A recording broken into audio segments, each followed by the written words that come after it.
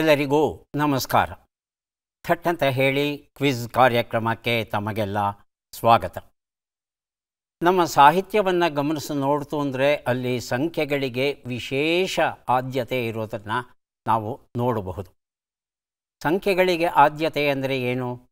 ಸಂಖ್ಯೆಗಳಿಗೆ ಸಂಬಂಧಪಟ್ಟ ಹಾಗೆ ಅನೇಕ ಮಾಹಿತಿಗಳು ಉಂಟು. ಉದಾಹರಣೆಗೆ 1 ಅನ್ನೋ ಸಂಖ್ಯೆಯನ್ನು ನಾವು ತಗೊಂಡ್ರೆ ಏಕಂ ಬ್ರಹ್ಮ, ಬ್ರಹ್ಮನೊಬ್ಬನೇ, ದೇವರು ಅನ್ನೋನು ಒಬ್ಬನೇ ಇರೋದು ಅನ್ನೋ ಒಂದು ಮಾಹಿತಿ ನಮಗೆ ದೊರೆಯುತ್ತೆ. ದೇವನು ಒಬ್ಬನೇ, ಅವನಿಗೆ ನಾಮ ಹಲವು, ಬಹಳಷ್ಟು ಹೆಸರುಗಳಿರುತ್ತೆ. ಈ ವಿವರಣೆ ಆ 1 ಅನ್ನೋದರಿಂದ ನಮಗೆ ದೊರೆತರೆ 2 ಅಂತ ಪ್ರಶ್ನೆ ಅಕ್ಷರವನ್ನು ತಗೊಂಡಾಗ, ಆ ಸಂಖ್ಯೆಯನ್ನು ತಗೊಂಡಾಗ 2 ತರಹ ವಿದ್ಯೆಗಳಿರುತ್ತಂತೆ. ಒಂದು ಪರಾವಿದ್ಯ, ಇನ್ನೊಂದು ಅಪರಾವಿದ್ಯ ಅಂತ ಹೇಳ್ತಾರೆ. ಹಾಗೆಯೇ 2 ಪಕ್ಷಗಳು ಉಂಟು, ಶುಕ್ಲ ಪಕ್ಷ, ಕೃಷ್ಣ ಪಕ್ಷ. ಹಾಗೆಯೇ 2 ಆಯನ ಉಂಟು, ಉತ್ತರಾಯಣ, ದಕ್ಷಿಣಾಯನ. ಹಾಗೆಯೇ 2 ರೀತಿಯ ಕಾವ್ಯ, ದೃಶ್ಯ ಕಾವ್ಯ, ಶ್ರವ್ಯ ಕಾವ್ಯ. ಹಾಗೆಯೇ 2 ರೀತಿ ಸಮಾಧಿ, ಸವಿಕಲ್ಪ ಸಮಾಧಿ, ನಿರ್ವಿಕಲ್ಪ ಸಮಾಧಿ. ಹಾಗೆಯೇ ಜ್ಞಾನಕ್ಕೆ ಬಂದಾಗ ಯಥಾರ್ಥ ಜ್ಞಾನ, ಅಯಥಾರ್ಥ ಜ್ಞಾನ. ಹೀಗೆ 2 ಅಂದು ಕೂಡಲೇ ಅದಕ್ಕೆ ಸಂಬಂಧಪಟ್ಟಂಥ ಅಷ್ಟೊಂದು ಮಾಹಿತಿ. 3 ಅಂದರೆ ಏನು? ತ್ರಿಮೂರ್ತಿಗಳು ಗೊತ್ತಿದೆ. ಇನ್ನೇನು ಸಂಬಂಧಪಟ್ಟಿದೆ 3ಗೆ ಸಂಬಂಧಪಟ್ಟಾಗೆ? 4ಕ್ಕೆ, 5ಕ್ಕೆ, 6ಕ್ಕೆ, 7ಕ್ಕೆ, ಹೀಗೆ 24 ಸಂಖ್ಯೆಗಳವರೆಗೆ ಇರ್ತಕ್ಕಂಥ ಮಹತ್ವವನ್ನು ತಿಳಿಸುವಂಥ ಒಂದು ಪುಟ್ಟ ಪುಸ್ತಕ, ಆದರೆ ಸೊಗಸಾದ ಪುಸ್ತಕ. ಸಂಖ್ಯಾ ವಿಶೇಷ ಪದಕೋಶ, ಡಾಕ್ಟರ್ ಗಜಾನನ ಹೆಗಡೆ ಅವರು ಬರೆದಿರುವಂಥ ಕೃತಿ ಇದು. ಈ ಕೃತಿಯ ಬಹಳ ಕುತೂಹಲಕರ ಭಾಗ ಅಂತ ಹೇಳ್ತಂದರೆ, ನಮ್ಮ ಪ್ರಾಚೀನ ಭಾರತದಲ್ಲಿ 56 ದೇಶಗಳು ಇದ್ದವು ಅನ್ನೋ ವಿವರಣೆಯನ್ನು ನಾವು ಓದ್ತೇವೆ. 56 ಅಂತ ಹೇಳ್ತಂದರೆ 56, 56, 56 ದೇಶಗಳು. ಅವುಗಳ ಹೆಸರು ಗೊತ್ತಾ ಅಂತ ಕೇಳ್ತಂದರೆ ನಾವು ತಡಕಾಡಬೇಕಾಗುತ್ತೆ. ಈ ಪುಸ್ತಕದಲ್ಲಿ ಹೆಸರುಗಳನ್ನು ತಿಳಿಸೋದ್ರ ಜೊತೆಗೆ ಆ ಹೆಸರು ಬರೋದಕ್ಕೆ ಕಾರಣ ಏನು ಅನ್ನೋ ಮಾಹಿತಿಯೂ ದೊರೆಯುತ್ತೆ. ಅಂಗದೇಶ, ವಂಗದೇಶ, ಕಳಿಂಗ ದೇಶ, ಕಾಶ್ಮೀರ ದೇಶ, ಕಾಂಬೋಜ ದೇಶ, ಕಾಮರೂಪ ದೇಶ, ಸವ್ವೀರ ದೇಶ, ಸೌರಾಷ್ಟ್ರ ದೇಶ. ಸೌರಾಷ್ಟ್ರ ಅಂದರೆ ಇಂದಿನ ಗುಜರಾತ್ ರಾಜ್ಯವು ಸೌರಾಷ್ಟ್ರ ಅಂತ ಕರೆಸ್ಕೋತಾ ಇತ್ತು. ಶ್ರೀಕೃಷ್ಣ ಮತ್ತು ಬಲರಾಮ ಇದನ್ನು ಆಳ್ತಾ ಇದ್ದರು. ದ್ವಾರಕಾ ನಗರ, 12 ಜ್ಯೋತಿರ್ಲಿಂಗದಲ್ಲಿ ಒಂದಾದ ಸೋಮನಾಥ ಮತ್ತು ಪವಿತ್ರ ಪ್ರಭಾಸ ಕ್ಷೇತ್ರ. ಪ್ರಭಾಸ ಕ್ಷೇತ್ರ ಅಂದರೆ ಶ್ರೀಕೃಷ್ಣ ಮರಣ ಹೊಂದಿದಂಥ ಕ್ಷೇತ್ರ ಅದು. ಹಾಗೆಯೇ ಸೂರತ್, ವಜ್ರಗಳ ನಗರಿ ಸೂರತ್, ಇಷ್ಟೆಲ್ಲ ಸೌರಾಷ್ಟ್ರ ದೇಶದಲ್ಲಿತ್ತು ಅನ್ನೋ ಮಾಹಿತಿಯನ್ನು ಕೊಡ್ತಾರೆ. ಹಾಗಾಗಿ 56 ದೇಶಗಳು ಯಾವುದು ಅನ್ನೋದನ್ನು ತಿಳ್ಕೋಬೇಕಾದ್ರೆ ಈ ಒಂದು ಪುಸ್ತಕವನ್ನು ನಾವು ನೋಡ್ತು ಅಂದರೆ ನಮಗೆ ಬಹಳ ಬಹಳ ಬಹಳ ಉಪಯುಕ್ತವಾಗುತ್ತೆ. ಹಾಗೆಯೇ 60 ಸಂವತ್ಸರಗಳು, ಅದರ ಬಗ್ಗೆ ಮಾಹಿತಿ ದೊರೆಯುತ್ತೆ. ಹಾಗೆಯೇ 64 ವಿದ್ಯೆಗಳು ಅನ್ನೋದನ್ನು ಕೇಳಿದ್ದೇವೆ. ವಿದ್ಯೆಗಳಲ್ಲಿ 64 ಇತ್ತಂತೆ ಆಗಿನ ಕಾಲದಲ್ಲೇ. ಇವತ್ತು ಹೆಚ್ಚಿದೆ, ಅದು ಬೇರೆ ವಿಚಾರ. ಆದರೆ 64 ಅಂದರೆ ಯಾವುದು? ಗೀತಂ, ವಾದ್ಯಂ, ನೃತ್ಯಂ, ಆಲೇಖ್ಯಂ, ತಂಡುಲ, ಹೀಗೆ ಹೆಸರು ಹೇಳ್ತಾ ಅದರ ವಿವರಣೆಯನ್ನೂ ಕೊಡ್ತಾರೆ. ಉದಕಾಘಾತ ಅಂದರೆ ಕೊಳವೆಯಿಂದ ನೀರನ್ನು ಚಿಮ್ಮಿಸುವ ಕಲೆ ಇದೆಯಲ್ಲ ಅದು. ಹಾಗೆಯೇ ಮಣಿಭೂಮಿ ಕರ್ಮ ಅಂತ ಹೇಳ್ತಂದರೆ ವಿವಿಧ ರತ್ನ ಮಣಿಗಳನ್ನು ಸೇರಿಸಿ ಅದರಿಂದ ಅಲಂಕಾರವನ್ನು ರೂಪಿಸೋದು ಅಂತೆ. ಹೀಗೆ 64 ವಿದ್ಯೆಗಳ ಅಷ್ಟೂ ಮಾಹಿತಿಯನ್ನು ಕೊಡ್ತಾರೆ. ಹಾಗಾಗಿ ಎಲ್ಲೋ ಒಂದು ಕಡೆಗೆ ನಮ್ಮ ಪ್ರಾಚೀನ ಸಾಹಿತ್ಯವನ್ನು ಅರ್ಥ ಮಾಡಿಕೊಳ್ಳಿಕ್ಕೆ ಈ ಸಂಖ್ಯಾ ವಿಶೇಷಗಳನ್ನು ತಿಳ್ಕೋಬೇಕಾದದ್ದು ಬಹಳ ಮುಖ್ಯ. ಹಾಗಾಗಿ ಎಲ್ಲ ಸಂಖ್ಯಾ ವಿಶೇಷಗಳು ಇರುವಂಥ ಈ ಒಂದು ಪುಸ್ತಕವನ್ನು ನಮ್ಮ ಮಕ್ಕಳಿಗೆ ಕೊಡ್ತು ಅಂತ ಹೇಳ್ತಂದರೆ ಅವರ ಜ್ಞಾನ ಹೆಚ್ಚೋದ್ರಲ್ಲಿ ಅನುಮಾನವೇ ಇಲ್ಲ. ಇಂತಹ ಸೊಗಸಾದ ಕೃತಿಯನ್ನು ಬರೆದ ಡಾಕ್ಟರ್ ಗಣಪತಿ ಹೆಗಡೆ ಅವರನ್ನು ಅಭಿನಂದಿಸ್ತಾ ಇವತ್ತಿನ ಕಾರ್ಯಕ್ರಮವನ್ನು ಆರಂಭಿಸ್ತಾ ಇದ್ದೇವೆ. ಸ್ಪರ್ಧಿಗಳ ಪರಿಚಯ. ಮೊದಲ ಸ್ಪರ್ಧಿ. ನನ್ನ ಹೆಸರು ಭಾರತಿ ಬಗ್ಲಿ. ನಾನು ವಿಜಯಪುರ ಜಿಲ್ಲೆ ಚಡ್ಚಣ್ ತಾಲೂಕು ನಿವರ್ಗಿ ಗ್ರಾಮದಿಂದ ಬಂದಿದ್ದೇನೆ. ನಾನು ಆಕಾಶವಾಣಿಯಲ್ಲಿ ಡ್ಯೂಟಿ ಆಫೀಸರ್ ಆಗಿ ಕಾರ್ಯನಿರ್ವಹಿಸುತ್ತಿದ್ದೇನೆ. ನನ್ನ ಹವ್ಯಾಸಗಳು ಪದಬಂಧ ಮತ್ತು ಹಾಡುಗಳನ್ನು ಕೇಳುವುದು. ಭಾರತಿ ಅವರಿಗೆ ಸ್ವಾಗತವನ್ನು ಕೋರ್ತಾ ಇದ್ದೇವೆ. ಮುಂದಿನ ಸ್ಪರ್ಧಿ. ನನ್ನ ಹೆಸರು ವೈಭವ್ ಸಿಕ್ಕೆ ಅಂತ. ನಾನು ಮೂಲತಃ ಬಾಗಲಕೋಟೆ ಜಿಲ್ಲೆ ಬದಾಮಿ ತಾಲೂಕಿನ ಬೇಲೂರು ಗ್ರಾಮದವನು. ಸದ್ಯ ಬೆಂಗಳೂರು ಯೂನಿವರ್ಸಿಟಿಯಲ್ಲಿ ಎಲೆಕ್ಟ್ರಾನಿಕ್ ಮೀಡಿಯಾ ಓದುತ್ತಿದ್ದೇನೆ. ನನ್ನ ಬರವಣಿಗೆ, ನನ್ನ ಹವ್ಯಾಸ ಸ್ಕ್ರಿಪ್ಟ್ ಬರೆಯುವುದು. ವೈಭವ್ ಅವರಿಗೆ ಸ್ವಾಗತವನ್ನು ಕೋರ್ತಾ ಇದ್ದೇವೆ, ನಮ್ಮ ಮೂರನೆಯ ಸ್ಪರ್ಧಿ. ಎಲ್ಲರಿಗೂ ನಮಸ್ಕಾರ. ನನ್ನ ಹೆಸರು ರುಕ್ಮಿಣಿ ಬೆನಕನಹಳ್ಳಿ. ನಾನು ವಿಜಯಪುರ ಜಿಲ್ಲೆಯ ಇಂಡಿ ತಾಲೂಕಿನ ಜೇವೂರು ಗ್ರಾಮದಿಂದ ಬಂದಿದ್ದೇನೆ. ನಾನು ಸದ್ಯ HDFC ಬ್ಯಾಂಕ್ನಲ್ಲಿ ಕೆಲಸ ಮಾಡುತ್ತಿದ್ದು, ನನ್ನ ಹವ್ಯಾಸವೆಂದು ಪುಸ್ತಕಗಳನ್ನು ಓದುವುದು, ಟ್ರಾವೆಲ್ ಮಾಡುವುದು. ಬಹಳ ಸಂತೋಷ ರುಕ್ಮಿಣಿಯವರೇ, ಸ್ವಾಗತ ಕಾರ್ಯಕ್ರಮಕ್ಕೆ. ಮೂವರು ಸಿದ್ಧವಾಗಿದ್ದರೆ ಕಾರ್ಯಕ್ರಮ ಆರಂಭಿಸೋಣ. ಮೊದಲಿಗೆ ನಿಯಮಗಳನ್ನು ಒಮ್ಮೆ ನೋಡಿಬಿಡೋಣ. ಒಟ್ಟು 10 ಪ್ರಶ್ನೆಗಳು. ಮೊದಲು ಬಜರ್ ಒತ್ತಿದವರಿಗೆ ಉತ್ತರ ನೀಡುವ ಅವಕಾಶ. ಪ್ರತಿ ಸರಿ ಉತ್ತರಕ್ಕೆ ಒಂದು ಪುಸ್ತಕ ಬಹುಮಾನ. ಆಯ್ಕೆಗಳು ಬರುವ ಮೊದಲೇ ಬಜರ್ ಒತ್ತಿ ಸರಿ ಉತ್ತರ ನೀಡಿದರೆ 2 ಪುಸ್ತಕ ಬಹುಮಾನ. 100 ಅಂಕ ಗಳಿಸಿದವರಿಗೆ ಒಂದು ಪುಸ್ತಕ ವಿಶೇಷ ಬಹುಮಾನ. ನಕಾರಾತ್ಮಕ ತಂತ್ರಗಳಿಗೆ ಅವಕಾಶವಿಲ್ಲ. ಇಂದಿನ ಕಾರ್ಯಕ್ರಮದಲ್ಲಿ ನಾವು ಕೊಡುವ ಎಲ್ಲ ಪುಸ್ತಕಗಳನ್ನು ನಮಗೆ ಕೊಟ್ಟಿದ್ದಾರೆ ದಕ್ಷಿಣ ಆಫ್ರಿಕಾ ನೈರೋಬಿ ಕೀನ್ಯಾ ಪ್ರಾಂತ್ಯದ ಶ್ರೀ RK ಶಿರೂರ್ ಅವರು. ಅವರಿಗೆ ಕೃತಜ್ಞತೆಗಳನ್ನು ಸೂಚಿಸುತ್ತಾ ಕಾರ್ಯಕ್ರಮದ ಮೊದಲ ಪುಸ್ತಕ, ಮೊದಲ ಪ್ರಶ್ನೆ. ವ್ಯಕ್ತಿ ವಿಭೂತಿ. ಶತಾವಧಾನಿ ಡಾಕ್ಟರ್ R ಗಣೇಶ್ ಅವರ ಜೀವನ, ಸಾಧನೆ ಮತ್ತು ವ್ಯಕ್ತಿತ್ವ. BN ಶಶಿಕಿರಣ್ ಬರೆದಿರುವಂಥದ್ದು ನಮ್ಮ ಪ್ರಶ್ನೆ. ಮೊದಲ ಪ್ರಶ್ನೆ. ಭಾರತದ ಪ್ರಥಮ ಲಿಥಿಯಂ ಗಣಿ ಯಾವ ರಾಜ್ಯದಲ್ಲಿ ಆರಂಭವಾಗಲಿದೆ? ಆಯ್ಕೆಗಳನ್ನು ನೋಡೋಣ. ಮಧ್ಯಪ್ರದೇಶ, ಬಿಹಾರ, ಛತ್ತೀಸ್ಗಢ. ಮೊದಲಿಗೆ ಬಸರುತ್ತಿದ್ದಾರೆ ರುಕ್ಮಿಣಿ, ನಂತರ ವೈಭವ್, ಕೊನೆಯಲ್ಲಿ ಭಾರತಿ. ರುಕ್ಮಿಣಿ. ಛತ್ತೀಸ್ಗಢ ಆಯ್ಕೆ 3. ವೈಭವ್. ಆಯ್ಕೆ 1 ಮಧ್ಯಪ್ರದೇಶ್. ಆಯ್ಕೆ 1 ಮಧ್ಯಪ್ರದೇಶ್. ಆಯ್ಕೆ 4 ನೋಡೋಣ. ಜಾರ್ಖಂಡ್ ಆಗಿತ್ತು. ಸರಿಯಾದ ಉತ್ತರ ಈಗ ಬಂತು. ಸರಿಯಾದ ಉತ್ತರ ಜಾರ್ಖಂಡ್ ಆಗಿತ್ತು. ಜಾರ್ಖಂಡ್ ಜಿಲ್ಲೆಯ ಕೋರ್ಬಾ ಅಂತ ಒಂದು ಪ್ರದೇಶ. ಜಾರ್ಖಂಡ್ ರಾಜ್ಯದಲ್ಲಿ ಕೋರ್ಬಾ ಅಂತಕ್ಕಂಥ ಒಂದು ಜಿಲ್ಲೆ. ಆ ಜಿಲ್ಲೆಯಲ್ಲಿ ಕಟಗೋರಾ ಅಂತಕ್ಕಂಥ ಒಂದು ಪ್ರದೇಶ. ಅಲ್ಲಿ ಈ ಲಿಥಿಯಂ ಪತ್ತೆಯಾಗಿದೆ ನಮ್ಮ ದೇಶದಲ್ಲಿ. ಇಡೀ ವಿಶ್ವದಲ್ಲಿ ಅತ್ಯಂತ ಹೆಚ್ಚಿನ ಪ್ರಮಾಣದ ಲಿಥಿಯಂ ಇರೋದು ಬೊಲಿವಿಯಾದಲ್ಲಿ, ಅದಾದ ನಂತರ ಚಿಲಿಯಲ್ಲಿ, 3ನೇ ಸ್ಥಾನದಲ್ಲಿ ಆಸ್ಟ್ರೇಲಿಯಾ, 4ನೇ ಸ್ಥಾನದಲ್ಲಿ ಚೀನಾ ಇದ್ದರೆ 5ನೇ ಸ್ಥಾನದಲ್ಲಿ ಭಾರತ ಇದೆ. ಲಿಥಿಯಂ ನಮಗೆಲ್ಲ ಗೊತ್ತಿರೋ ಹಾಗೆ ಇವತ್ತು ಬ್ಯಾಟರಿಯನ್ನು ಹೆಚ್ಚು ಬಳಸ್ತೇವೆ. ಬ್ಯಾಟರಿಯನ್ನು ಬಳಸಿಕೊಂಡು ಇವತ್ತು ಸ್ಕೂಟರ್ ಮಾತ್ರವಲ್ಲ, ಕಾರನ್ನೂ ಸಹ ನಾವು ನಡೆಸ್ತಾ ಇದ್ದೇವೆ. ಇಂತಹ ವಾಹನಗಳಲ್ಲಿ ಬಳಸೋದು ಲಿಥಿಯಂ ಬ್ಯಾಟ್ರಿ. ಹಾಗಾಗಿ ಲಿಥಿಯಂ ಬಹಳ ಮುಖ್ಯವಾದ ಧಾತು. ಇವನ್ನೆಲ್ಲ ಹೊರಗಡೆಯಿಂದ ತರಿಸ್ಕೊಳ್ತಾ ಇದ್ವಿ ಇಷ್ಟು ದಿನ. ಈಗ ನಮ್ಮಲ್ಲೇ ಸಿಗ್ತಾ ಇರೋದ್ರಿಂದ ಸ್ವಾವಲಂಬಿಗಳಾಗಿ ನಮಗೆ ಬೇಕಾದ ಲಿಥಿಯಂ ಬ್ಯಾಟ್ರಿಗಳನ್ನು ನಾವೇ ತಯಾರಿಸಿಕೊಳ್ಳುವ ಕಾಲ ಇಷ್ಟರಲ್ಲೇ ಬರಲಿದೆ. ಲೋಕ ಸಮೀಕ್ಷೆ ಎನ್ನುವ ಪುಸ್ತಕ VC ಬರೆದಿರುವಂಥದ್ದು ನಮ್ಮ ಪ್ರಶ್ನೆ. ತುಮಕೂರು ರೈಲು ನಿಲ್ದಾಣಕ್ಕೆ ಯಾರ ಹೆಸರನ್ನಿಡಬೇಕೆಂದು ರಾಜ್ಯ ಸರ್ಕಾರವು ಗೃಹ ಸಚಿವಾಲಯಕ್ಕೆ ಶಿಫಾರಸನ್ನು ಮಾಡಿದೆ? ವೈಭವ್. ಸಿದ್ಧಗಂಗಾ ಸ್ವಾಮೀಜಿ. ಭಾರತಿ ಮತ್ತು ರುಕ್ಮಿಣಿ ಆಯ್ಕೆಗಳು ಕೊಡ್ಲಾ? ಹೇಳ್ತೀರಾ? ಹೇಳಿ. ಆಯ್ಕೆಗಳು ಬೇಕಾ? ಹಾಗಿದ್ಮೇಲೆ ಕಾದಿರಿಸೋ ಹಾಗಿಲ್ಲ. ಆಯ್ಕೆಗಳು: 1 Visvesvaraya, sir CV Raman, Shivakumara Swami, Kengal Hanumanthaiah. Shri Shivakumara Swami. Rukmini. Sir C V Raman. ಉತ್ತರವನ್ನು ನೋಡೋಣ. ಶ್ರೀ ಶಿವಕುಮಾರ ಸ್ವಾಮಿ. ಈಗ ಯಾರಿಗೆ ಪುಸ್ತಕ ಕೊಡಬೇಕು? ಸಿದ್ಧಗಂಗಾ ಶಿವಕುಮಾರ ಸ್ವಾಮಿ. ಅದು ಪೂರ್ಣವಾದ ಸಿದ್ಧಗಂಗಾ ಸ್ವಾಮಿ ಅಂತಿಲ್ಲಪ್ಪ. ಸಿದ್ಧಗಂಗಾ ಸ್ವಾಮಿಗಳು ಅಂತ ಸಿದ್ಧಗಂಗಾ ಮಠ ಅಥವಾ ಏನು ಬೆಟ್ಟ ಇದೆ ಅದು ಸರಿ, ಒಪ್ಕೋತೇನೆ ಅದನ್ನು.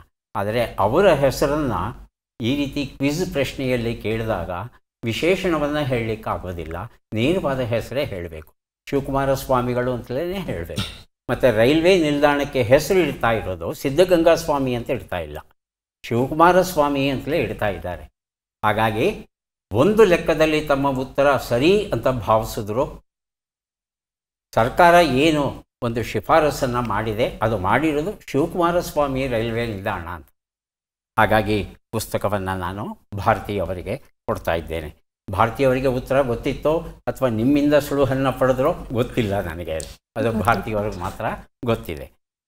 ಕೌದಿಯೊಳಗಿನ ಕನಸುಗಳು ಎನ್ನುವ ಪುಸ್ತಕ ಕಥಾ ಸಂಕಲನ. ಮಂಗಳಾ ಪ್ರಸಾದ್ ಇದನ್ನು ಬರೆದಿದ್ದಾರೆ. ಪ್ರಶ್ನೆ: ಪ್ರಶ್ನೆಯನ್ನು ನೋಡೋಣ.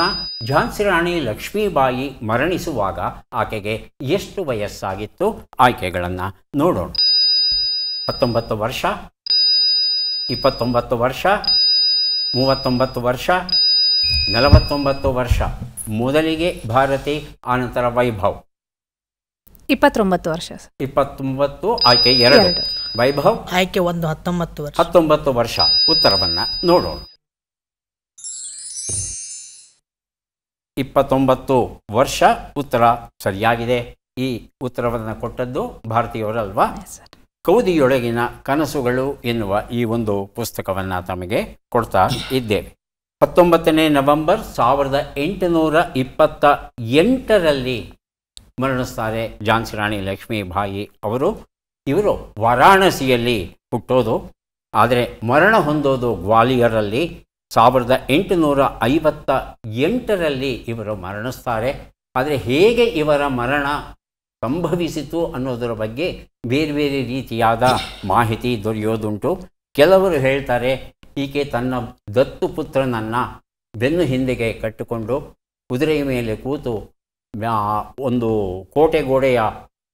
ಗೋಡೆಯನ್ನು ಹಾರಿ ಕೆಳಗೆ ಬಿದ್ದು ಮರಣಿಸಿದರು ಅಂತ ಒಂದು ವಿವರಣೆ ಹೇಳುತ್ತೆ. ಇನ್ನೊಂದು ವಿವರಣೆ ನೇರವಾಗಿ ಯುದ್ಧ ನಡೆಯುವಾಗಲೇ ಯುದ್ಧದಲ್ಲಿ ಗಾಯಗೊಂಡು ಆಕೆ ಮರಣಿಸಿದಳು ಅನ್ನೋ ಮಾಹಿತಿಯೂ ಸಿಗುತ್ತೆ. ಹೇಗೆ ಸತ್ತಳು ಅನ್ನೋದು ಗೊತ್ತಿಲ್ಲ, ಆದರೆ ಸತ್ತ ದಿನಾಂಕ ಮಾತ್ರ ದಾಖಲಾಗಿದೆ. ಮುಂದಿನ ಪುಸ್ತಕ ಬುಜ್ಜುಂ ಶರಣಂ ಗಚ್ಚಾಮಿ, ಎನ್ ರಾಮನಾಥ್ ಬರೆದಂಥ ಪುಸ್ತಕ. ಪ್ರಶ್ನೆ: US ನ್ಯಾಷನಲ್ ಇಗ್ನಿಷನ್ ಫೆಸಿಲಿಟಿ 2023ರಲ್ಲಿ ಶಕ್ತಿ ಉತ್ಪಾದನೆಗೆ ಸಂಬಂಧಿಸಿದಂತೆ ಯಾವ ಮೈಲುಗಲ್ಲನ್ನು ಸ್ಥಾಪಿಸಿತು? ಅದು ಸಂಸ್ಥೆಯ ಹೆಸರು, ಅದನ್ನು ಕನ್ನಡದಲ್ಲಿ ಹೇಳಲಿಕ್ಕೆ ಬರೋದಿಲ್ಲ, ಹಾಗೆ ಹೇಳಬೇಕು. ಆದರೆ ಮೈಲುಗಲ್ಲು ಏನು ಅನ್ನೋದನ್ನು ತಿಳ್ಕೋಬೇಕಾಗುತ್ತೆ. ಆಯ್ಕೆಗಳನ್ನು ನೋಡೋಣ. Controlled nuclear fusion, plasma free nuclear fission, cold fusion, fusion battery development. ಮೊದಲಿಗೆ ಭಾರತಿ, ಆನಂತರ Vaibhav.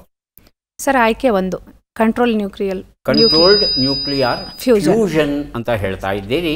Vaibhav plasma free nuclear fusion ಅಂತ ಹೇಳ್ತಾ ಇದ್ದಾರೆ. ಉತ್ತರವನ್ನು ನೋಡೋಣ. ಕಂಟ್ರೋಲ್ಡ್ ನ್ಯೂಕ್ಲಿಯರ್ ಫ್ಯೂಷನ್ ಅನ್ನೋದು ಸರಿಯಾದ ಉತ್ತರ. ಈ ಉತ್ತರವನ್ನು ಭಾರತಿ ಕೊಟ್ಟಿದ್ದಾರೆ. ಬುಜ್ಜುಂ ಶರಣಂ ಗಚ್ಚಾಮಿ ಈ ಒಂದು ಪುಸ್ತಕವನ್ನು ಅವರಿಗೆ ಕೊಡ್ತಾ ಇದ್ದೇವೆ. ಈ ಪರಮಾಣು ಶಕ್ತಿಯನ್ನು ಹೇಗೆ ಉತ್ಪಾದಿಸ್ತೇವೆ? 2 ವಿಧಾನ: nuclear fission, nuclear fusion. Nuclear fission ಅಂದರೆ ಯುರೇನಿಯಂ ಧಾತುವನ್ನು ಭೇದಿಸಿ ಶಕ್ತಿಯನ್ನು ಪಡೆಯೋದು, ನಾವು ಪಡಿತಾ ಇದ್ದೇವೆ ಭೂಮಿಯ ಮೇಲೆ. ನ್ಯೂಕ್ಲಿಯರ್ ಫ್ಯೂಷನ್ ಅಂದರೆ ಸೂರ್ಯನಲ್ಲಿ ಏನು ಪರಮಾಣುಗಳ ಸಮ್ಮಿಲನದಿಂದ ಅಪಾರ ಶಕ್ತಿ ಉತ್ಪಾದನೆಯಾಗುತ್ತಲ್ಲ, ಅದು ನ್ಯೂಕ್ಲಿಯರ್ ಫ್ಯೂಷನ್. ಅದನ್ನು ಭೂಮಿಯ ಮೇಲೆ ಕೃತಕವಾಗಿ ರೂಪುಗೊಳಿಸೋದು ಬಹಳ ಕಷ್ಟವಾಗಿತ್ತು, ಸವಾಲಿನ ಕೆಲಸ ಆಗಿತ್ತು, ಮತ್ತು ಅಷ್ಟು ಸುರಕ್ಷಿತವಾಗಿರಲಿಲ್ಲ. ಆದರೆ ಈ ನ್ಯಾಷನಲ್ ಇಗ್ನಿಷನ್ ಫೆಸಿಲಿಟಿ ಏನಿದೆ ಅದು ಘೋಷಣೆ ಮಾಡಿದೆ, ನಾವು ಕಂಟ್ರೋಲ್ಡ್ ನ್ಯೂಕ್ಲಿಯರ್ ಫ್ಯೂಷನ್ ನಾವು ಈಗಾಗಲೇ ಯಶಸ್ವಿಯಾಗಿ ರೂಪಿಸಿದ್ದೇವೆ. ನಮಗೆ ಎಷ್ಟು ಬೇಕಾದರೂ ಅಷ್ಟು ವಿದ್ಯುತ್ತನ್ನು ತಯಾರಿಸಬಹುದು, ಇದು ಸುರಕ್ಷಿತವಾದ ವಿದ್ಯುತ್ತು, ಅಂತಹ ತೊಂದರೆ ಏನೂ ಆಗೋದಿಲ್ಲ, ಹೀಗೆಲ್ಲ ಹೇಳಿಕೆ ಕೊಟ್ಟಿದ್ದಾರೆ. ಆದರೆ ಇದು ಪ್ರಯೋಗಾಲಯದ ಮಟ್ಟದಲ್ಲಿ ಯಶಸ್ವಿಯಾಗಿದೆ, ಸಾರ್ವಜನಿಕ ಬಳಕೆಗೆ ಇನ್ನೂ ಬಂದಿಲ್ಲ ಅನ್ನೋದನ್ನು ನೆನಪಲ್ಲಿ ಇಟ್ಕೋಬೇಕಾಗುತ್ತೆ. ಒಂದು ವೇಳೆ ಇದು ಸಾರ್ವಜನಿಕ ಬಳಕೆಗೆ ಬಂತು ಅಂತ ಹೇಳ್ತಂದರೆ ಆಗ ಇಡೀ ಜಗತ್ತಲ್ಲಿ ಎಲ್ಲಿಯೂ ಶಕ್ತಿ ಎನರ್ಜಿಯ ಕೊರತೆ ಉಂಟು ಆಗೋದೇ ಇಲ್ಲ ಅನ್ನೋ ಕನಸನ್ನು ತೋರಿಸಿದೆ ಈ ಒಂದು ಪ್ರಯೋಗ. ಬೆಂಗಳೂರು ಮಾಫಿಯಾ ಪ್ರೇಮಶೇಖರ್ ಬರೆದ ಕಥೆಗಳ ಪುಸ್ತಕ. ನಮ್ಮ ಪ್ರಶ್ನೆ: ಬಿಟ್ಟಾಕ್ಷರಗಳನ್ನು ತುಂಬಿ. ಹಿಲಿ ಡೇ ದ ಶ ಕ.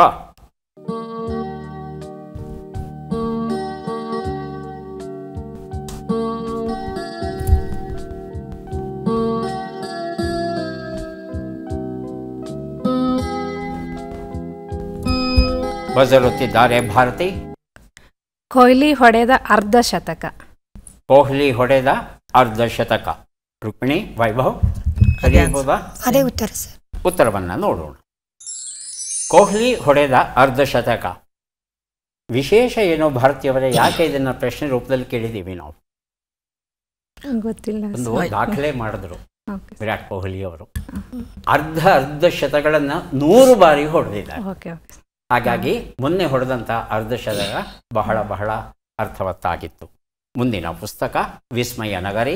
ನಾರಾಯಣ ರಾಯಚೂರು ಬರೆದಂಥ ಪುಸ್ತಕ ನಮ್ಮ ಪ್ರಶ್ನೆ. ಈ ಕೆಳಗಿನ ಲೆಕ್ಕಗಳನ್ನು ಪೂರ್ಣಗೊಳಿಸಿ ಉತ್ತರಗಳನ್ನೆಲ್ಲ ಕೂಡಿ ಅಂತಿಮ ಉತ್ತರವನ್ನು ನೀಡಿ. ಲೆಕ್ಕಗಳು ಬಂದಿವೆ. 46 ಕೂಡು 27, 78 ಕಳೆ 33, 31 ಗುಣಿಸು 9, 155 ಭಾಗಿಸು 5.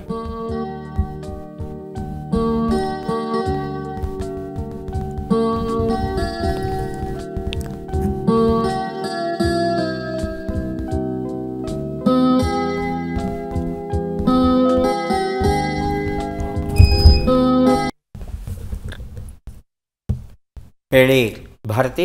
428 ಸರ್. 4, 2, 8. 8. ವೈಭವ್ ಮತ್ತು ರುಕ್ಮಿಣಿ ಹೇಳಿ. ವೈಭವ್ 438.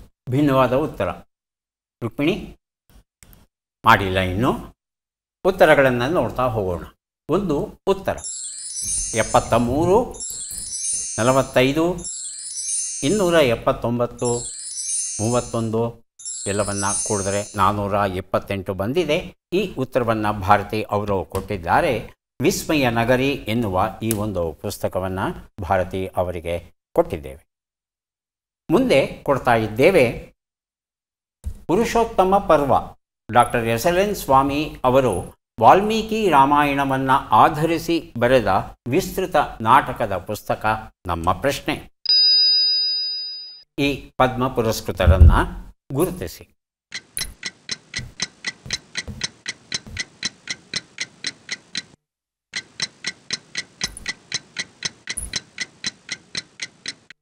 ಆಯ್ಕೆಗಳು: ಮಮತಾ ಶಂಕರ್, ಜಸ್ಪಿಂದರ್ ನರೂಲಾ, ಅಶ್ವಿನಿ ಬಿಡೆ ದೇಶಪಾಂಡೆ, ಅರುಂಧತಿ ಭಟ್ಟಾಚಾರ್ಯ. ಮೊದಲಿಗೆ ಭಾರತಿ, ನಂತರ ರುಕ್ಮಿಣಿ.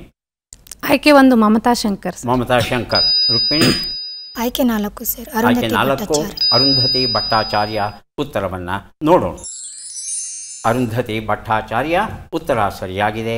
ಪುರುಷೋತ್ತಮ ಪರ್ವ ಎನ್ನುವ ಈ ನಾಟಕದ ಪುಸ್ತಕವನ್ನು ರುಕ್ಮಿಣಿ ಅವರಿಗೆ ಕೊಟ್ಟಿದ್ದೇವೆ. ಅರುಂಧತಿ ಭಟ್ಟಾಚಾರ್ಯ ಅವರಿಗೆ ಈ ವರ್ಷ ಪದ್ಮಶ್ರೀ ಗೌರವ ದೊರೆತಿದೆ. ಇವರು ಪಶ್ಚಿಮ ಬಂಗಾಳ ರಾಜ್ಯಕ್ಕೆ ಸೇರಿದವರು. ಸ್ಟೇಟ್ ಬ್ಯಾಂಕ್ ಆಫ್ ಇಂಡಿಯಾ ಇದರ ಜನರಲ್ ಮ್ಯಾನೇಜರ್ ಆಗಿ ಇವರು ಕೆಲಸವನ್ನು ನಿರ್ವಹಿಸಿದ್ದಾರೆ. ಫೋರ್ಬೇಸ್ ಅಂತ ಒಂದು ಸಂಸ್ಥೆ, ಇದು ಜಗತ್ತಿನ 25 ಪ್ರಭಾವಶಾಲಿ ಮಹಿಳೆಯರ ಒಂದು ಪಟ್ಟಿಯನ್ನು ಸಿದ್ಧಪಡಿಸಿತು. ಆ ಪಟ್ಟಿಯಲ್ಲಿ ಅರುಂಧತಿ ಭಟ್ಟಾಚಾರ್ಯ ಅವರಿಗೂ ಸಹ ಒಂದು ಸ್ಥಾನ ದೊರೆತಿದೆ. ಹಾಗಾಗಿ ಜಗತ್ತಿನ ಪ್ರಭಾವಶಾಲಿ ಮಹಿಳೆಯರಲ್ಲಿ ಓರ್ವರಾದ ಅರುಂಧತಿ ಭಟ್ಟಾಚಾರ್ಯ ಅವರಿಗೆ ಪದ್ಮಶ್ರೀ ಗೌರವ ದೊರೆತದ್ರಲ್ಲಿ ಏನೂ ಆಶ್ಚರ್ಯವಿಲ್ಲ. ಸಿರಿಮಲ್ಲಿಗೆ ಎನ್ನುವ ಕವನ ಸಂಕಲನ VM ಪ್ರಮೀಳಾ ಇದನ್ನು ಬರೆದಿದ್ದಾರೆ. ನಮ್ಮ ಪ್ರಶ್ನೆ. ಈ ಅಕ್ಷರಗಳನ್ನು ಸರಿಯಾಗಿ ಜೋಡಿಸಿ. ಅಕ್ಷರಗಳು ಮೂ, ಲಿ, ಕೋ, ಲೇ, ವಾ, ರೇ, ಯು, ಜ. ಆಗಲೇ ಭಾರತಿ ಬಜರುತ್ತಿದ್ದಾರೆ. ಹೇಳಿಮ್ಮ. ಮೂಳೆ ಕೊರೆಯುವ ಚಳಿ. ಚಳಿ. ಮೂಳೆ ಕೊರೆಯುವ ಚಳಿ. ಒಂದು ಅಕ್ಷರ ಬಿಟ್ಬಿಟ್ರಿ. ಮೂಳೆ ಕೊರೆಯುವ ಚಳಿ. ಮೂಳೆ ಕೊರೆಯುವ ಚಳಿ. ರುಕ್ಮಿಣಿ ಅದೇ ಅದೇ ಉತ್ತರ ಉತ್ತರವಾ? ಉತ್ತರವನ್ನು ನೋಡೋಣ. ಮೂಳೆ ಕೊರೆಯುವ ಚಳಿ ಉತ್ತರ ಸರಿಯಾಗಿದೆ.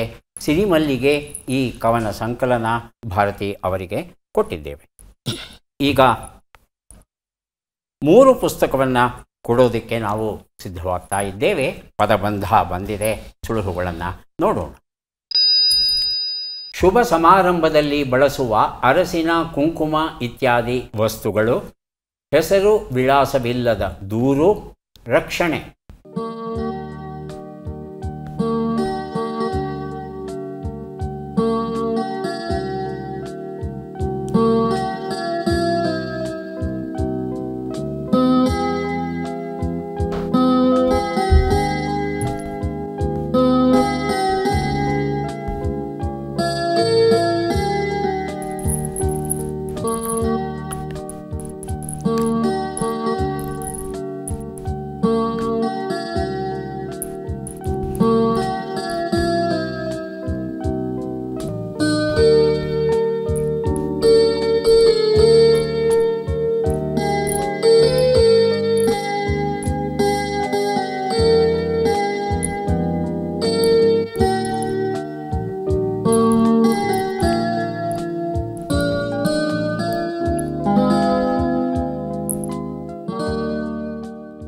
ಮೊದಲನೇ ಶಬ್ದವನ್ನು ನಾನು ಕೊಡ್ತೇನೆ. ಎರಡನೇ ಶಬ್ದ, ಮೂರನೇ ಶಬ್ದಕ್ಕೆ ಉತ್ತರವನ್ನು ಕೊಡೋದಕ್ಕೆ ತಾವು ಪ್ರಯತ್ನಿಸಬಹುದು.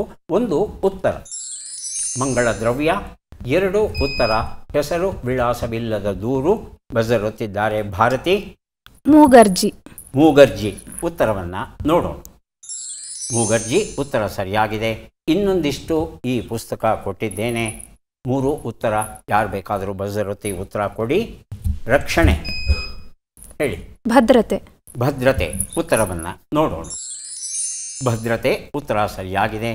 ಮಲೆನಾಡಿನ ಮಳೆಗಾಲದ ಅತಿಥಿಗಳು ಎನ್ನುವ ಪುಸ್ತಕ ಭಾರತಿ ಅವರಿಗೆ ಕೊಟ್ಟಿದ್ದೇನೆ. ಈಗ ನಾವು ಬಂದಿದ್ದೇವೆ ಕಾರ್ಯಕ್ರಮದ ಕೊನೆಯ ಘಟ್ಟಕ್ಕೆ. ಚಟ್ಪಟ್ ಚಿನ್ಕುರುಳಿ 5 ಪ್ರಶ್ನೆಗಳು. ಮೊದಲ ಅವಕಾಶ ಭಾರತಿ ಅವರಿಗೆ ದೊರೀತಾ ಇದೆ. ಸಿದ್ಧವಾಗಿದ್ದರೆ ಪ್ರಶ್ನೆಗಳನ್ನು ಕೇಳ್ತೇವೆ. ಮೊದಲ ಪ್ರಶ್ನೆ,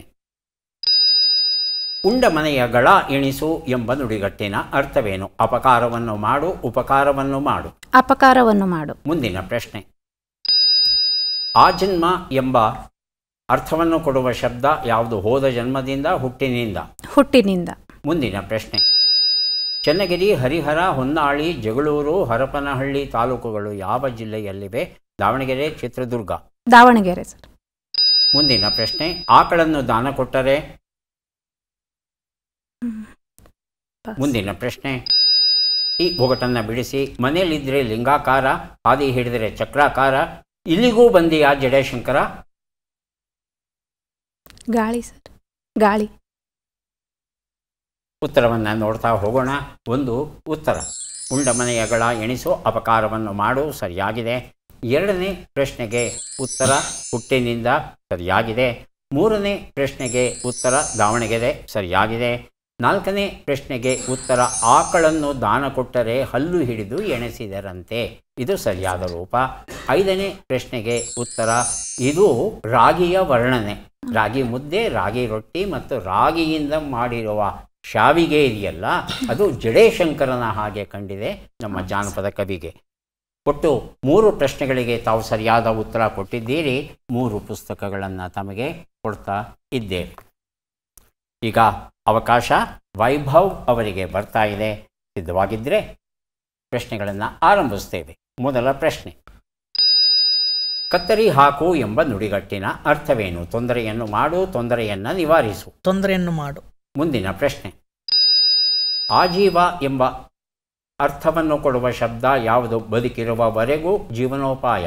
ಬದುಕಿರುವವರೆಗೂ. ಮುಂದಿನ ಪ್ರಶ್ನೆ, ಗುಂಡ್ಲುಪೇಟೆ, ಯಳಂದೂರು, ಕೊಳ್ಳೇಗಾಲ ತಾಲೂಕುಗಳು ಯಾವ ಜಿಲ್ಲೆಯಲ್ಲಿವೆ? ಚಾಮರಾಜನಗರ, ಕೊಡಗು? ಚಾಮರಾಜನಗರ. ಮುಂದಿನ ಪ್ರಶ್ನೆ, ಈ ಗಾದೆಯನ್ನು ಪೂರ್ಣಗೊಳಿಸಿ. ಆಕಾಶವನ್ನು ನೋಡೋಕೆ.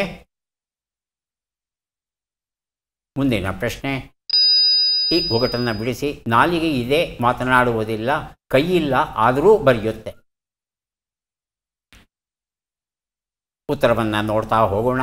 1 ಉತ್ತರ ಕತ್ತರಿ ಹಾಕು, ತೊಂದರೆಯನ್ನು ಮಾಡು, ಉತ್ತರ ಸರಿಯಾಗಿದೆ. 2 ಉತ್ತರ ಬದುಕಿರುವವರೆಗೂ ಸರಿಯಾಗಿದೆ. 3 ಉತ್ತರ ಚಾಮರಾಜನಗರ ಸರಿಯಾಗಿದೆ. 4 ಉತ್ತರ ಆಕಾಶವನ್ನು ನೋಡೋಕೆ ನೂಕಾಟವೇ, ಉತ್ತರ ಕೊಟ್ಟಿಲ್ಲ. 5ನೇ ಪ್ರಶ್ನೆಗೆ ಉತ್ತರ ಇದು ಫೌಂಟನ್ ಪೆನ್ನಿನ ವರ್ಣನೆ ಆಗಿತ್ತು. 3 ಪ್ರಶ್ನೆಗಳಿಗೆ ತಾವು ಸರಿಯಾದ ಉತ್ತರ ಕೊಟ್ಟಿದ್ದೀರಿ. ಹಾಗಾಗಿ 3 ಪುಸ್ತಕಗಳನ್ನು ತಮಗೆ ಕೊಡ್ತಾ ಇದ್ದೇವೆ. ಈಗ ರುಕ್ಮಿಣಿ ಅವರಿಗೆ ಅವಕಾಶ ಬರ್ತಾ ಇದೆ. ಆರಂಭಿಸಬಹುದಾ? ಮೊದಲ ಪ್ರಶ್ನೆ, ಕತ್ತರಿ ಆಡಿಸು ಎಂಬ ನುಡಿಗಟ್ಟಿನ ಅರ್ಥವೇನು? ಹಣ ಲಪಟಾಯಿಸು, ಕೈ ಚಳಕವನ್ನು ತೋರು. ಕೈ ಚಳಕವನ್ನು ತೋರು. ಕೈ ಚಳಕವನ್ನು ತೋರು. ಆಟೋಪ ಎಂಬ ಅರ್ಥವನ್ನು ಕೊಡುವ ಶಬ್ದ ಯಾವುದು? ಆಡಂಬರ, ನಿರಾಡಂಬರ? ಆಡಂಬರ. ಮುಂದಿನ ಪ್ರಶ್ನೆ, ಬಾದಾಮಿ, ಹುನಗುಂದ, ಜಮಖಂಡಿ, ಬೀಳಗಿ, ಮುಧೋಳ ತಾಲೂಕುಗಳು ಯಾವ ಜಿಲ್ಲೆಯಲ್ಲಿವೆ? ಬಾಗಲಕೋಟೆ, ಹಾವೇರಿ? ಬಾಗಲಕೋಟೆ. ಮುಂದಿನ ಪ್ರಶ್ನೆ, ಇಲ್ಲದ ಕಾಲಕ್ಕೆ. ಮುಂದಿನ ಪ್ರಶ್ನೆ, ಈ ಒಗಟನ್ನು ಬಿಡಿಸಿ. ಆಚೆ ಬೆಟ್ಟದ ಟಗರು, ಈಚೆ ಬೆಟ್ಟದ ಟಗರು, ಅವ್ವ ಅಂದರೆ ಡಿಕ್ಕಿ ಹೊಡೆಯಲ್ಲ, ಅಪ್ಪ ಅಂದರೆ ಡಿಕ್ಕಿ ಹೊಡೆಯುತ್ತವೆ. ತುಟಿಗಳು. ತುಟಿಗಳು. ಉತ್ತರವನ್ನು ನೋಡ್ತಾ ಹೋಗೋಣ. 1 ಉತ್ತರ ಕತ್ತರಿ ಆಡಿಸು, ಹಣ ಲಪಟಾಯಿಸು. 2ನೇ ಪ್ರಶ್ನೆಗೆ ಉತ್ತರ ಆಡಂಬರ ಆಗಿತ್ತು. 3ನೇ ಪ್ರಶ್ನೆಗೆ ಉತ್ತರ ಬಾಗಲಕೋಟೆ, ಸರಿಯಾದ ಉತ್ತರ ಕೊಟ್ಟಿದ್ದೀರಿ. 4ನೇ ಪ್ರಶ್ನೆಗೆ ಉತ್ತರ ಇಲ್ಲದ ಕಾಲಕ್ಕೆ ಕಲ್ಲದೇ ಬೇಕು. 5ನೇ ಪ್ರಶ್ನೆಗೆ ಉತ್ತರ ತುಟಿಗಳು ಸರಿಯಾಗಿವೆ. ಎಷ್ಟು ಸರಿ ಉತ್ತರ ಆಯಿತು? 2 ನೆನಪಿಲ್ವಾ? 3 ಪುಸ್ತಕಗಳನ್ನು ತಮಗೆ ಕೊಡ್ತಾ ಇದ್ದೇವೆ. ಯಾರಿಗೆ ಎಷ್ಟು ಪುಸ್ತಕಗಳು ಬಂದಿವೆ ಅದನ್ನು ನೋಡುವ ಕ್ಷಣ ಈಗ ಬಂತು. ಭಾರತಿ ಬಗಲಿ ಅವರಿಗೆ ದೊರೆಯುತ್ತಾ ಇದೆ ಒಟ್ಟು 110 ಪುಸ್ತಕಗಳು. ದಯವಿಟ್ಟು ಪುಸ್ತಕಗಳನ್ನು ಸ್ವೀಕರಿಸಿ. ಕಾರ್ಯಕ್ರಮದಲ್ಲಿ ಭಾಗಿಯಾಗಿದ್ದಕ್ಕೆ ಬಹಳ ಸಂತೋಷ. 100 ಅಂಕಗಳನ್ನು ಗಳಿಸಿದ್ದೀರಿ. ಹಾಗಾಗಿ ಒಂದು ವಿಶೇಷ ಪುಸ್ತಕವನ್ನು ತಮಗೆ ಕೊಡ್ತಾ ಇದ್ದೇವೆ. ಶ್ರೀಮದ್ ಭಗವದ್ಗೀತೆ ಮತ್ತು ಕಗ್ಗ ತಾತ್ಪರ್ಯ, ಶ್ರೀಕಾಂತ್ ಅವರು ಬರೆದಂಥ ಬಹಳ ಅಪರೂಪದ ಪುಸ್ತಕ. ಜೀವಮಾನ ನಮ್ಮ ನೆನಪಿಗೆ ಬರುವಂಥ ಪುಸ್ತಕ ನಮಗೆ ಕೊಡ್ತಾ ಇದ್ದೇವೆ.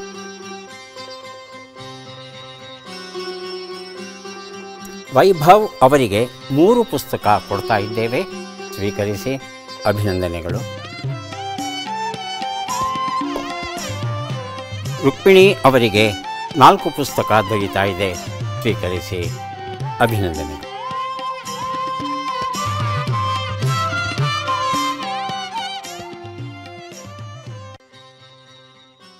ಮನುಷ್ಯನ ರಕ್ತ ಕೆಂಪಗಿರುತ್ತೆ, ಇದು ನಮಗೆ ಗೊತ್ತಿರುವಂಥ ವಿಚಾರ.